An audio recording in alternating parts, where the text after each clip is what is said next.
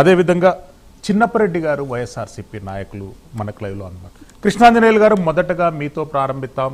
జగన్మోహన్ రెడ్డి గారు చేసినటువంటి వ్యాఖ్యలు కొన్ని మాత్రం కాన్స్టిట్యూషనల్గా డిబేట్ చేయవలసినటువంటి అంశాలు ఉన్నాయి. పార్టీ నాయకులు ప్రెస్ మీట్ల సందర్భంగా ఏదన్నా మాట్లాడితే సమర్థించేటటువంటి అగ్రనాయకుడే కాన్స్టిట్యూషన్కు విరుద్ధంగా మాట్లాడితే ఎలాంటి సర్దింపులు ఉంటాయి? ఎస్ఐఆర్ అనేటటువంటిది దేశవ్యాప్తంగా రాజకీయ పార్టీలన్నీ ఆహ్వానించినటువంటివి. 18 స్థానిక కమిటీ మీటింగ్లలో ఎస్ఐఆర్ పైన చర్చలు జరిగాయి. జాతీయ స్థాయిలో అన్ని పార్టీలు ఏకీభవించడంతో ఎస్ఐఆర్ నిర్వహించారు. ఇప్పుడు జగన్మోహన్ రెడ్డి గారి వ్యాఖ్యల్ని ఎట్లా చూడాలంటారు? శ్రీశైలం గారు నమస్తే. ప్యానల్ మెంబర్స్ అందరికి నమస్కారము. ఎస్ఐఆర్ని అన్ని రాజకీయ పార్టీలేమి ఆమోదించలేదు, కొన్ని రాజకీయ పార్టీలు వ్యతిరేకిస్తున్నాయి. అదేమైనా కాన్స్టిట్యూషనల్ కి సంబంధించినటువంటి నిర్ణయం ఏమీ కాదు. కేంద్ర ఎన్నికల కమిషన్ ఒక నిర్ణయం తీసుకున్నది. ఆ నిర్ణయం నిష్పక్షపాతంగా జరగాలి అనేటువంటి దాని మీద రాజకీయ పార్టీలు మాట్లాడతాయి.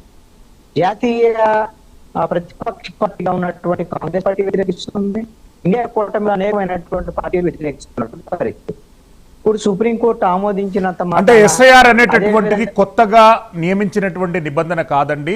పీపుల్స్ రిప్రజెంటేటివ్స్ యాక్ట్ ఏర్పడినప్పుడు పార్లమెంటు సాక్షిగా ఆ చట్టంలో పొందపరిచినటువంటి అంశం, కొత్తగా చేర్చినటువంటి అంశం మాత్రం కాదు. గతంలో ఉన్నటువంటి ప్రొవిజన్స్ను ఇప్పుడు కొద్దిగా మోడిఫికేషన్స్ చేసి దేశ ప్రజల ముందుకు తీసుకొచ్చారు. ఇప్పుడు దాన్ని ఎవరు కాదనటం లేదు. శ్రీశైలం గారు 1951 నుంచి స్వతంత్రం వచ్చిన తర్వాత 1951 నుంచి కంటిన్యూస్ గా జరుగుతూనే ఉంది. ఇప్పుడు కొంచెము పగడ్బందీగా పూర్తి స్థాయిలో అన్ని రకాల ఓటర్లని పర్యవేక్షించేసి జాగ్రత్తగా చెక్ చేసి ఎవరైతే చనిపోయినటువంటి ఓటర్లు ఉన్నారో, అదేవిధంగా డబుల్ ఎంట్రీలు ఉన్నాయో వీటికి సంబంధించినటువంటి తొలగింపులు, వీటికి సరైనటువంటి వాళ్ళ ఆధార్ కార్డులు, ఇలాంటి ఆధారాలు లేనటువంటి వాటిని తొలగించేటువంటి ప్రయత్నం జరుగుతోంది. అయితే దీంట్లో ఆయా రాజకీయ పార్టీలతో సంప్రదింపులు, పూర్తి స్థాయిలో సంప్రదింపులు జరపడం ఒకటి. రెండవది ప్రజల్లో కూడా పూర్తి స్థాయి అవగాహన కల్పించడం. ఎన్నికల కమిషన్ చేసేటువంటి ప్రక్రియ కూడా ఇది పారదర్శకంగా జరుగుతుంది అనేటువంటి విధంగా, ప్రజల్లో నమ్మకం కలిగించేటువంటి విధంగా చేయాలి అనేటువంటి విధంగా ఒక డిమాండ్ అనేది ముందుకు వస్తున్నటువంటి పరిస్థితి. అయితే ఈ ఎస్ఐఆర్ సర్ని వ్యతిరేకించేటువంటి పార్టీలు, అంటే ప్రతిపక్ష పార్టీలు వ్యతిరేకిస్తున్నాయి, అధికార పక్షం దీన్ని ముందుకు తీసుకొచ్చినటువంటి పరిస్థితి ఉంది. ఓడిపోయినటువంటి పార్టీలు ప్రధానంగా దీని మీద నెపం మోపేటువంటి ప్రయత్నాలు కూడా చేసేటువంటిది జరుగుతుంది. ఇది పూర్తిగా రాజ్యాంగ వ్యతిరేకమైందో లేకపోతే పూర్తిగా అసంబద్ధమైందో, చట్ట వ్యతిరేకమైందో అని నేను అంటలా. కొన్ని రాజకీయ పార్టీలు, ప్రధానంగా ఉన్నటువంటి ప్రతిపక్షం కాంగ్రెస్ తో పాటు ప్రధానమైన పార్టీలు దీన్ని వ్యతిరేకిస్తున్నటువంటి అంశాన్ని కూడా నేను గుర్తు చేశాను. జగన్మోహన్ రెడ్డి ఈ సర్ సంబంధించినటువంటి అంశాన్ని తను వ్యతిరేకించలేదు. మీరు మొత్తం ఆ సమావేశంలో చూస్తే దీనికి మేము వ్యతిరేకము, దీన్ని వ్యతిరేకిస్తున్నాము, ఇది ఆంధ్రప్రదేశ్ లో చెయ్యొద్దు అని ఏమీ మాట్లాడలేదు ఆయన. అయితే వాళ్ళ కార్యకర్తలకు మాత్రం ఆయన చెప్పింది ఏమిటి అని అంటే, ఇది జరిగేటప్పుడు మీరు జాగ్రత్తగా ఉండండి, దీనివల్ల మనకు నష్టం జరిగేటువంటి అవకాశాలు ఉన్నాయి. పశ్చిమ బెంగాల్లో ఈ విధంగా జరిగింది, దీనివల్ల వాళ్ళు ఓడిపోయారు. తమిళనాడులో ఈ విధంగా ఓడిపోయారని మీరు సంఖ్య కూడా ఆయన చెప్పి మళ్ళీ పునరుద్ఘాటించారు. కాబట్టి నేను మళ్ళీ ఆ సంఖ్య జోలికి వెళ్ళట్లా. సర్ వల్లనే వాళ్ళిద్దరూ ఓడిపోయారు. పశ్చిమ బెంగాల్లో మమత, ఇక్కడ స్టాలిన్ ఓడిపోయారు అనేటువంటి విషయాన్ని కుండబద్దలు కొట్టినట్టు చెప్పాడు జగన్మోహన్ రెడ్డి. అయితే దానివల్ల ఆంధ్రప్రదేశ్ లో ఓడిపోయామనేటువంటి విషయాన్ని ఆయన చెప్పలా. అక్కడేమో ఓట్లు తగ్గాయి, ఇక్కడేమో ఓట్లు పెరగటం వల్ల మనం ఓడిపోయాం అనేటువంటి విషయాన్ని చెప్పాడు. కానీ దానివల్ల మనం ఓడిపోయాం అనేటువంటి విషయాన్ని ఆయన పగడ్బందీగా చెప్పలేదు. రెండోది అంటే దాన్ని వ్యతిరేకిస్తున్నాం అనేటువంటి విషయాన్ని గట్టిగా చెప్పాల.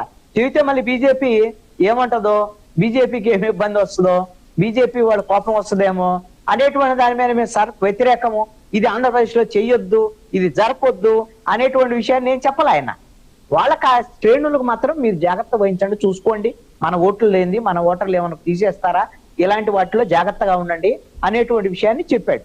ఇది మంచిదే కదా, కాషన్ వాళ్ళకి చెప్పాడు. కాషన్ తప్ప దీన్ని ఆయన వ్యతిరేకిస్తామనలేదు, ఇది తప్పనలేదు, ఇది వద్దు అని చెప్పలేదు. ఏమి అన్నప్పుడు ఆయన ఏదో రాజ్యాంగ వ్యతిరేకంగా మాట్లాడాడు అనేటువంటిది మనం ఎలాగ ఆపాదించగలం? ఆపాదించలేం.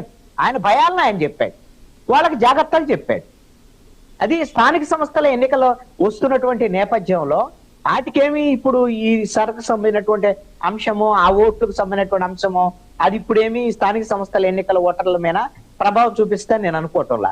అది 2029 ఎన్నికలకు సంబంధించినటువంటి అంశానికి అప్పుడు పూర్తి స్థాయిలో వచ్చే ఏడాదిలో దీనికి సంబంధించినటువంటి ఓటర్ల జాబితా ఇదంతా తయారయ్యేదానికి అవకాశం ఉంటుంది మన ఆంధ్రప్రదేశ్ సంబంధించినటువంటి దాంట్లో. అయితే ఇప్పుడు స్థానిక సంస్థల ఎన్నికలు అంటే పాత ఓటర్ల జాబితాకు అనుగుణంగానే జరుగుతుంది. కాబట్టి పాత ఓటర్ల జాబితాకు అనుగుణంగా జరిగేటువంటి ఈ స్థానిక సంస్థల ఎన్నికల్లో ఇప్పుడు వరకు అందరూ అనుకుంటున్నటువంటి అంశం ఏంటంటే, స్థానిక సంస్థల ఎన్నికల్లో వైఎస్ఆర్ కాంగ్రెస్ పార్టీ పోటీ చేయలేదు, భయపడుతుంది, వాటిని బాయ్కాట్ చేసేటువంటి అవకాశం ఉంది, ఇలాంటి అనుమానాలన్నీ చాలా మందిలో ఉన్నాయి. వాటిని పటాపంచలు చేశాడు జగన్మోహన్ రెడ్డి ఈ రోజున. చాలా స్పష్టంగా 175 అసెంబ్లీ నియోజకవర్గాల్లో వైఎస్ఆర్ కాంగ్రెస్ పార్టీకి తరపున ఎవరైతే ఎమ్మెల్యే అభ్యర్థులుగా పోటీ చేసేటువంటి వాళ్ళు ఉన్నారో వాళ్ళందరికీ దిశానిర్దేశం చేశాడు. మీరందరూ స్థానిక సంస్థల్లో పోటీ చేసేటువంటి వాళ్ళందరికీ మీరు మద్దతు ఇవ్వండి, మనం రేపొద్దున ఎన్నికల్లో పోటీ చేయాలి, బలంగా ముందుకెళ్ళాలి, గెలవాలి అనేటువంటి విధంగా వాళ్ళకి కృష్ణాంజనేయులు గారు మళ్ళీ వస్తాను మీ దగ్గరికి. దుర్గా శ్రీరామ్ గారు, అక్కడ ఓట్లు తొలగించినందుకు ఓడిపోయారు, ఇక్కడ ఓట్లు పెంచినందుకు